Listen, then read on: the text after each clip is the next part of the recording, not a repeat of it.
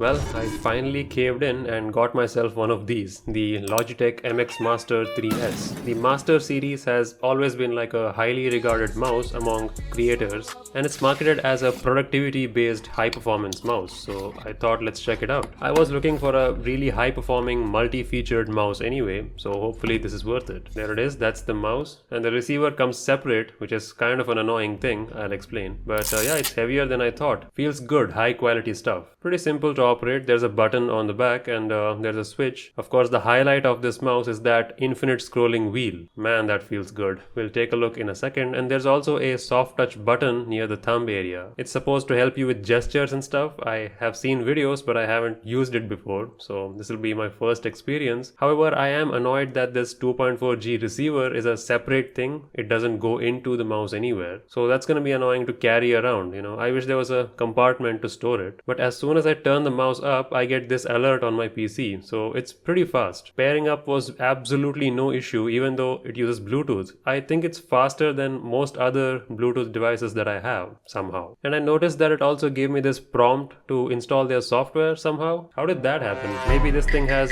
some kind of a payload built into it which it transferred to the PC. Is that how it is? Well, anyway, I need the software to customize this thing, so let's proceed. But that was seamless, creepily seamless. This is probably the smoothest setup I've ever had on a Windows PC. No thanks, I don't want to share any data from my mouse. And I need an account for this? Oh, come on. Fine, let me just create an account and continue.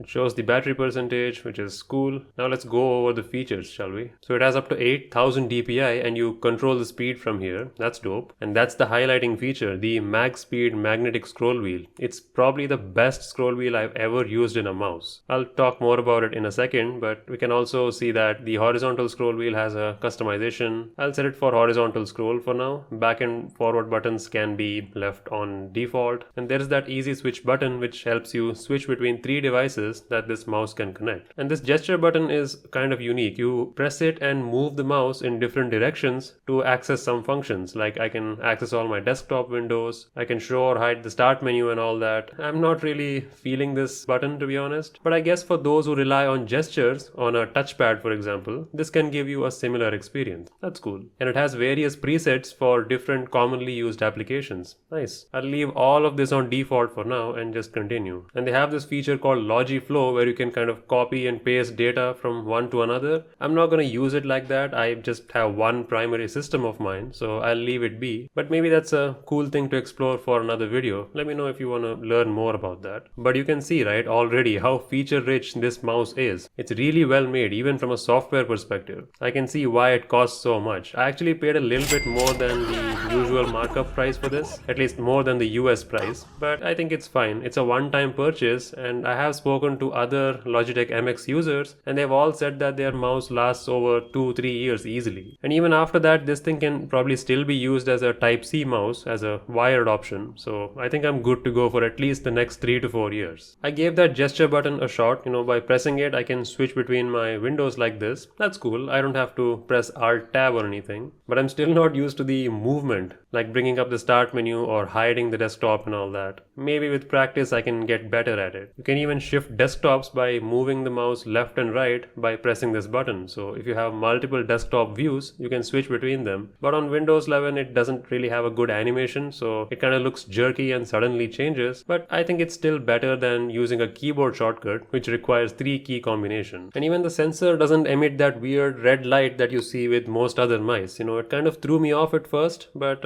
interesting.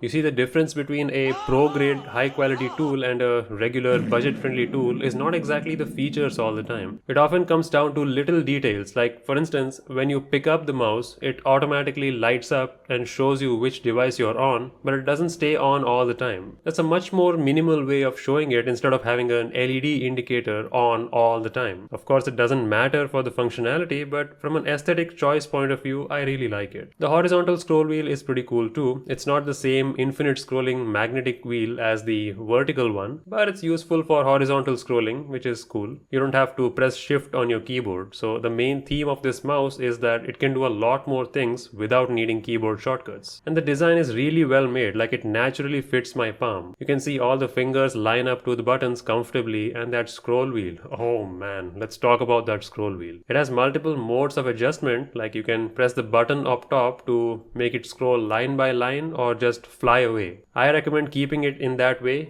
keep it infinitely spinning because that feels incredible. That's what she said. Seriously, I have never used a mouse with such a nice scroll wheel before. And once you use this, every other mouse is ruined for you. So in a way, don't buy this if you use other mice with other PCs, because once you use this, using any other mouse will feel like punishment. Now there are a few downsides or some improvements that I wish this thing had. For instance, I wish that 2.4G receiver had a place to stay in the mouse, but I guess once you attach it to your laptop, it'll stay there forever. And if you're carrying this mouse with you, I assume you're carrying your laptop with you as well, so that receiver can be on the laptop, right? So yeah, in that sense, I suppose that's a non-issue. Another minor nitpick is that this device switching feature on the bottom, this button, is pretty cool, but it only switches sequentially. If you only have two devices and you don't have a third one, like in my case, you can't switch between 1 and 2 only. You have to switch to 3 and then come back to 1, which is a little bit annoying. Obviously, it's not a problem, it works fine, but I wish it had some kind of a 3-stage switch like this one, so that I can only switch between specific devices that I want. Having a singular button makes it a little bit harder to switch between only 2 devices, Another minor gripe that I have is that I can see a line that connects various layers on top. I wish it was more of a unibody design. I'm saying that given the price tag, I don't see a major difference between this and a much cheaper mouse in terms of the finishing overall. The scroll wheel and the buttons are exceptionally well made, but I just wish this cover was a little bit more seamless. But that software is a pretty big flaw of this device. You see, it doesn't store anything on the mouse itself, which means this software has to be constantly running in the background, and it should be on every device that you're using. And even some basic settings like DPI cannot be changed just with a mouse shortcut. It has to be done through the software, which means if you use it on a separate machine like your office machine, for instance,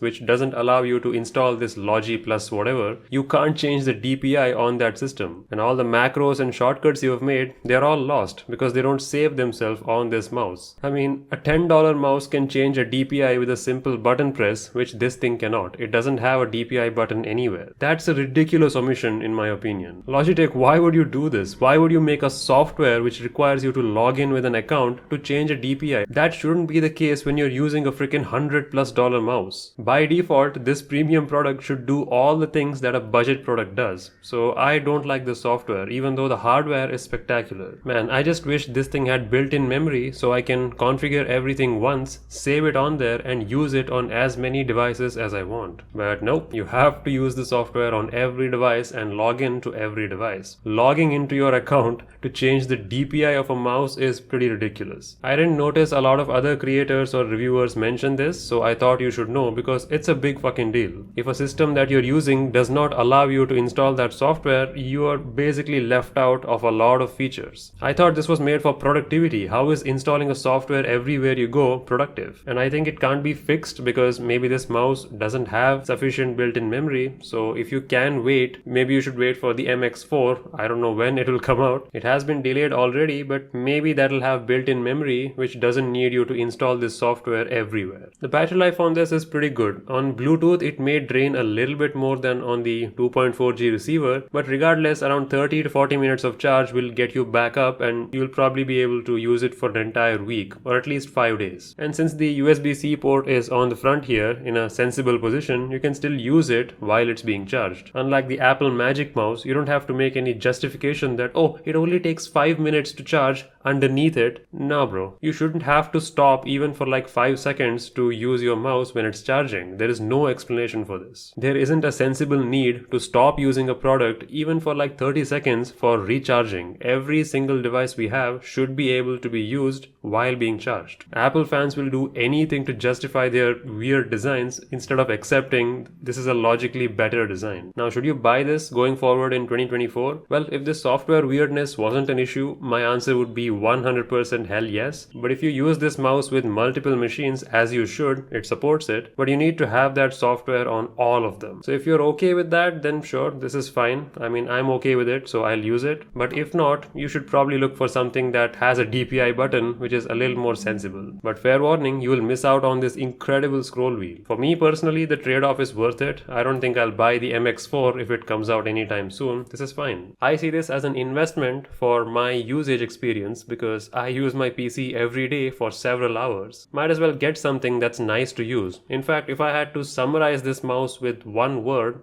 I would call it delightful. Kind of a weird way to describe a tech product, but it is delightful. Now that I have a new mouse, I don't need my existing mouse, so I'll give this to one of you. Leave a comment if you need a pretty good mouse. There's nothing wrong with this, I just have a new one. If you're wondering which one this is, I'll link that video here. You can take a look and leave a comment as to why you need this mouse. I'll pick a winner in a week as usual. Thanks.